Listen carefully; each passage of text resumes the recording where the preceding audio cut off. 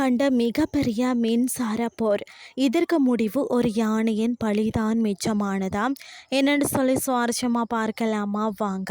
19ஆம் நூற்றாண்டின் இறுதியில தான் இந்த மின்சார போரானது பார்த்தீங்கன்னா உலக புகழ்பெற்ற அறிவியல் கண்டுபிடிப்பாளரான எடிசனுக்கும் மாமேதை நிக்கோலஸ் டெஸ்லாவிற்கும் இடையே நடைபெற்றது.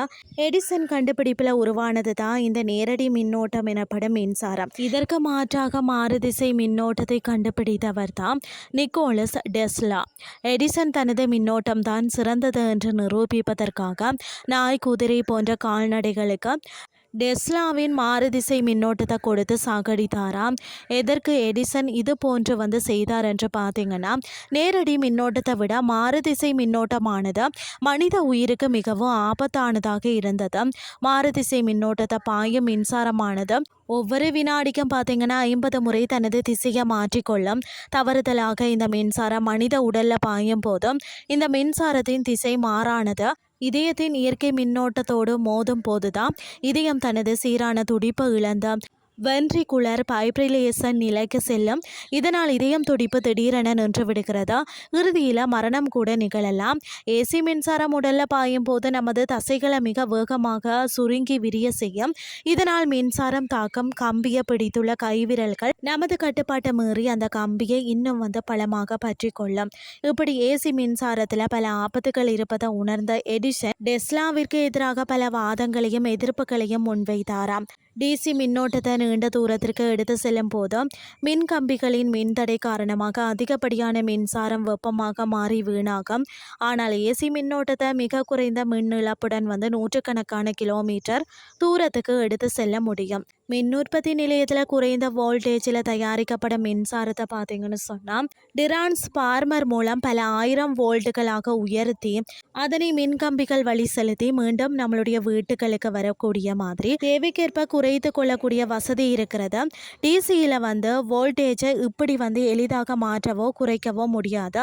ஏசி மின்சாரத்தை தயாரிக்கக்கூடிய ஜெனரேட்டர்கள் பார்த்தீங்கன்னா அதை கடத்தக்கூடிய கம்பிகள் டிசி அமைப்புகளை விட செலவில் குறைந்தவை. எடிசனின் டிசி முறைப்படி பார்த்தால் ஒவ்வொரு தெருக்களுக்கும் மின்சாரத்தை வழங்க வேண்டும் என்றால் தனித்தனியாக ஒரு மின் உற்பத்தி நிலையம் அமைக்கப்பட வேண்டும். ஆனால் டெஸ்லாவின் ஏசி முறையில் பார்த்தால் குறைவான 1 அல்லது 2 மின் உற்பத்தி நிலையம் அமைத்தால் மட்டுமே போதும். சுருக்கமாக சொன்னால் நேரடி மின்னோட்டம் ஒரு தேங்கி நிற்கக்கூடிய குட்டை போன்றது. அதை வெகு தூரம் கொண்டு செல்ல முடியாது. ஆனால் மாற்று திசை மின்னோட்டம் என்பது பெருக்கெடுத்து ஓடக்கூடிய ஆறு போன்றது. இப்படி பல விஷயங்களை டிசியை விட ஏசி மின்னோட்டமானது உயர்ந்து காணப்படுறதால தான் இறுதியாக உலக அளவில் பிரதானமாக ஏற்றுக்கொள்ளப்பட்டது. ஏசி மின்னோட்டம் பார்த்தீங்கன்னு சொன்னால் இப்போது நம்மளுடைய வீடுகளில் பயன்படுத்தப்படுகிறதா மின்சாரமும் ஏசி மின்னோட்டமும் தான். இதற்கு பிறகு தனது தோல்வியை ஒப்புக்கொண்டாராம் எடிசன் அவர்கள்.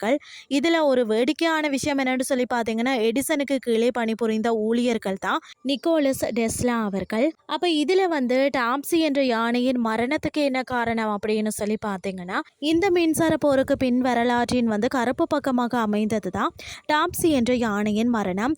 1903ஆம் ஆண்டு பார்த்தீங்கன்னா ஜனவரி 4 நியூயார்க்கின் கோனி தீவில் இருந்த ஒரு சர்க்கஸ் யானையான டாப்சிக்கு மரண தண்டனை விதிக்கப்பட்டது. எதற்குன்னு சொல்லி பார்த்தீங்கன்னா, முதல்ல இந்த யானையை வளர்ப்பவர்களும் அதனை சுற்றி உள்ளவர்களும் இந்த யானைக்கு பல இன்னல்களை கொடுத்துள்ளார்களாம். அதாவது சிகரெட்டால் யானையின் தும்பிக்கையில் சூடு வைக்கிறதாக இருக்கட்டும், யானையின் பக்கத்தில் சென்று அதிகமாக கத்துவது, கம்பு கற்களை கொண்டு தாக்குவது என்று இருக்கையில் ஒரு கட்டத்தில் டாப்சி என்ற ஒரு யானை மனிதர்கள் என்று சொன்னாலே தீங்கானவர்கள் என்று நினைச்சு தன் கூட இருக்கக்கூடிய நபர்கள் கொல்ல ஆரம்பிச்சதாம். இதற்கு பிறகு அந்த அரசாங்கமே இந்த யானையை கொலை செய்ய திட்டமிட்டது. இதன் விளைவாக தான் பார்த்தீங்கன்னா சுமார் 1500 பேர் முன்னிலையில் டாப்சியின் கால்களில் செம்பாலான தகடு போன்ற செருப்புகள் கட்டப்பட்டு 6600 வோல்ட் ஏசி மின்சாரம் பாய்ச்சப்பட்டதாம். பாய்ச்சப்பட்ட அடுத்த நிமிஷமே பார்த்தீங்கன்னா அவ்வளோ பெரிய அந்த உருவம் சரிந்து கீழே விழுந்து துடித்து இறந்ததாம். இதை பயன்படுத்தி கொண்ட எடிசன் ஏசி மின்சாரம் ஒரு யானையே கொல்லும் வலிமை கொண்டது என்பதை காட்ட திட்டமிட்டாராம்.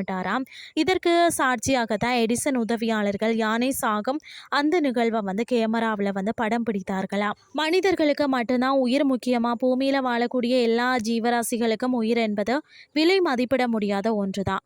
இன்றைய கிறிஸ்டி உங்களுக்கு பிரயோசனமாக அமைஞ்சிருக்கும்னு சொல்லி நானும் நம்புறேன். இதே மாதிரி மற்றொரு கிறிஸ்டின் வாயிலாக உங்களை சந்திக்கிறேன். நன்றி.